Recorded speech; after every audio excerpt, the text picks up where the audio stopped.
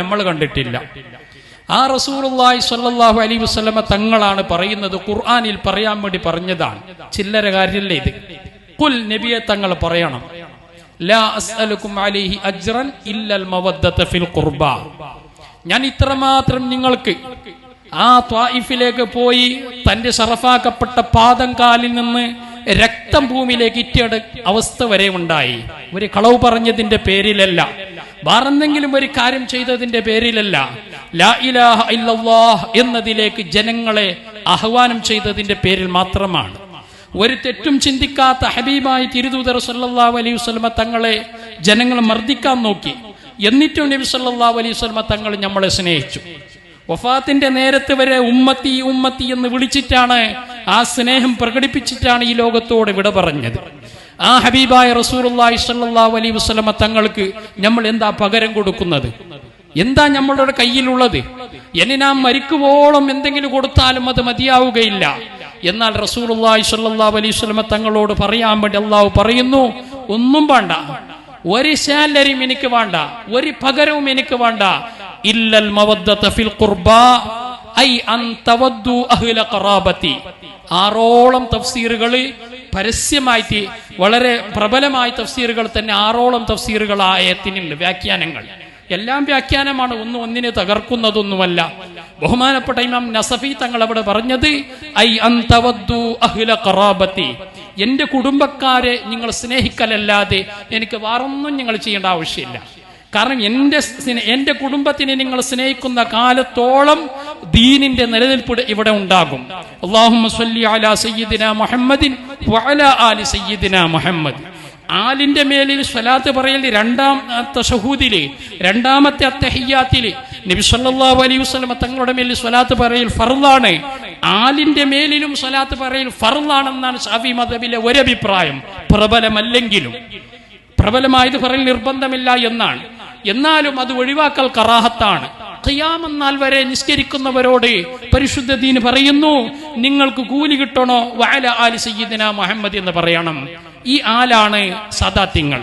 നബി കുടുംബം എന്ന് പറഞ്ഞാൽ അവരാണ് ബനു ഹാഷിം, ബനു മുത്തലിബ്, അതുപോലെ ബനു നൗഫൽ, ബനു ഹാഷിം, ബനു മുത്തലിബ്, ഈ 2 വിഭാഗത്തിൽപ്പെട്ടതായി അവരാണ് ഇവിടെ ആലി എന്ന് പറയപ്പെടുന്നത് കൊണ്ട് സാധാരണയിൽ ഉദ്ദേശിക്കുന്നത് വേറെ അർത്ഥങ്ങളും അവിടെയുണ്ട്. അപ്പൊ ഈ സാദാത്യങ്ങളെ സ്നേഹിക്കുന്നത് കൊണ്ട് ഇവിടെ എന്താ ഉള്ളത്? പൊതുവെ ഒരു ചോദ്യം ഉയരാറുണ്ട്. ഒരു സദാചാരമുള്ള ഒരു കുട്ടിയെ കാണുമ്പോൾ പൊതുവെ ചോദിക്കും, നീ ആരെ മകനാണ്? ഇത്ര നല്ല സദാചാരമുള്ള, നല്ല കോമൺ സെൻസ് ഉള്ള, നല്ല ഒരു സ്വഭാവമുള്ള, നല്ല ഒരു അച്ചടക്കമുള്ള ഒരു കുഞ്ഞിയെ കാണുമ്പോൾ, ആ കുട്ടിയെ ബഹുമാനിക്കുമ്പോൾ പൊതുവെ ബുദ്ധിയുള്ളവൻ ചോദിക്കും, ഈ കുട്ടി ആരുടെ മകനാണ്?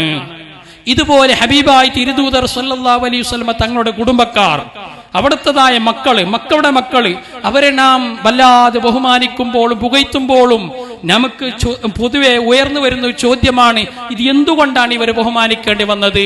ഒരൊറ്റ ഒരു മറുപടി, മഹബ്ബത്തു റസൂലില്ലാഹി സ്വല്ലല്ലാഹു അലൈഹി വസല്ലം. നബി സല്ലല്ലാഹു അലൈഹി വസല്ലമ തങ്ങളെ മഹബ്ബത്ത് വെച്ചതിന്റെ കാരണമാണ്.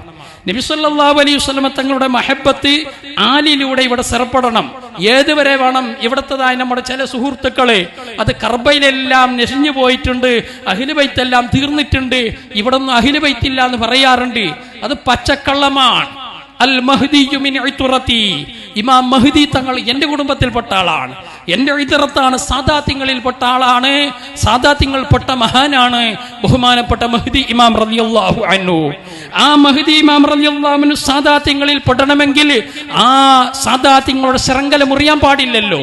മുറിഞ്ഞതായ ശൃംഖല ഈസാ നബി അലൈഹിസ്സലാം ഇറങ്ങി വരുന്നത് പോലെ മഹ്ദി ഇമാം തങ്ങൾ ഇറങ്ങി വരുന്നതല്ല. അബ്ദുല്ലാഹ് എന്ന് പറയപ്പെടുന്നതായി ഒരു മഹാനിക്ക് ജനിക്കുന്നതായി ഒരു മുഹമ്മദ് എന്നുള്ള കുട്ടിയാണ് ബഹുമാനപ്പെട്ട ഇമാം മഹ്ദി റളിയല്ലാഹു അൻഹു. അപ്പൊ നബി കുടുംബം അഹ്ലു ബൈത്ത് ഖിയാമത്ത് നാൾ വരെ ഇങ്ങനെ തുടർന്നും കൊണ്ടിരിക്കും. അത് തുടരണം എന്ന് അള്ളാഹുവിനിക്ക് അങ്ങനെ തീർമാനമുണ്ട്. അതുകൊണ്ട് ഹബീബായ റസൂലുള്ളാഹി സ്വല്ലല്ലാഹു അലൈഹി വസല്ലം തങ്ങൾ പറയുന്നു, എന്റെ കാലശേഷം ഒരുപാട് അഭിപ്രായ വ്യത്യാസങ്ങൾ, ഒരുപാട് തർക്കങ്ങൾ, ഒരുപാട് പ്രശ്നങ്ങൾ ഇവിടെ ഉടലെടുക്കും. ഫഅലൈക്കും ബിസുന്നതി, അപ്പോൾ എന്റെ സുന്നത്തിനെ നിങ്ങൾ മുറുകെ പിടിക്കണം. ഫഅലൈക്കും ബിസുന്നതി വസുന്നതിൽ ഖുലഫാഇർ റാഷിദീൻ എന്ന് ഹദീസിൽ പറയുന്നുണ്ട്. മറ്റൊരു ഹദീസിൽ പറയുന്നു തറക്തു ഫീക്കും സഖലൈൻ, ഭാരിച്ചതായ 2 കാര്യം ഞാൻ നിങ്ങൾക്ക് ഒഴിച്ചിട്ട് പോവുകയാണ്. അത് മുറുകെ പിടിക്കുന്ന കാലത്തോളം നിങ്ങൾ തെറ്റിപ്പോകൂല. ഒന്ന് കിതാബുല്ലാഹ്, അള്ളാന്റെ പരിശുദ്ധമായ ഖുർആൻ, സർവ്വസാങ്കേതിക സമ്പൂർണ്ണ ഗ്രന്ഥത്തിന്റെ ആശയാദർശങ്ങളാണ് ഇവിടെയുള്ളതായി 4 ഇമാമിങ്ങൾ ഇവിടെ പറഞ്ഞത്. ആ പറഞ്ഞതാണ് ബഹുമാനപ്പെട്ട പയ്യക്ക് ഉസ്താദന്മാർ നമുക്ക് പറഞ്ഞു തന്നത്. ആ പറഞ്ഞതാണ് ബഹുമാനപ്പെട്ട സുന്നത്ത് ജമാഅത്തിന്റെ ആലിമീങ്ങൾ നമുക്ക് പറഞ്ഞു തരുന്നത്. അപ്പൊ അതൊന്ന് ശരിയായി. അപ്പൊ ഇമാമിങ്ങളെ പിൻപറ്റി വരുന്നതായ മഹാരഥന്മാർ, മുഅ്മിനീങ്ങൾ, അത് ഫഅലൈക്കും തറക്തു ഫീക്കും സഖലൈൻ എന്ന് പറഞ്ഞതിന്റെ ഒന്നാമത്തേത് കിതാബുല്ലാഹ്, അതിന്റെ അഹ്ലുകാരായി. മറ്റൊന്ന് വഇത്തുറതി, എന്റെ കുടുംബം. ഇമാം ഖാദി ഇയാദ് റളിയല്ലാഹു അൻഹു ഇത് സനദടക്കം വിശദീകരിച്ചുകൊണ്ട് ഷിഫായിൽ പറയുന്നു, പ്രബലമായ ഹദീസാണിത്. വഇത്തുറതി, എന്റെ കുടുംബം, എന്റെ കുടുംബത്തിനെയും ഇൽമിനെയും നിങ്ങൾ കൊണ്ടു നടക്കുന്ന കാലത്തോളം നിങ്ങൾ ഇസ്ലാമിന്റെ ഈമാനിന്റെ വാഹകരായിരിക്കും. അപ്പോൾ തങ്ങന്മാരെ നമ്മൾ കൊണ്ടു നടക്കണം. തങ്ങന്മാരെ നിരാകരിച്ചാൽ, തങ്ങന്മാരെ നാം മൂലയിലാക്കി കഴിഞ്ഞാൽ, തങ്ങന്മാരെ ഞങ്ങൾ 2ാം നമ്പറായി കണ്ടാൽ നമ്മുടെ ദീനിന് കേടുപാട് സംഭവിക്കും. അവിടെ ഗ്രൂപ്പീസ് നോക്കണ്ട, അവിടെ രാഷ്ട്രീയം നോക്കണ്ട. തങ്ങളെന്ന നിലക്ക് തങ്ങന്മാരെ നാം ബഹുമാനിക്കണം.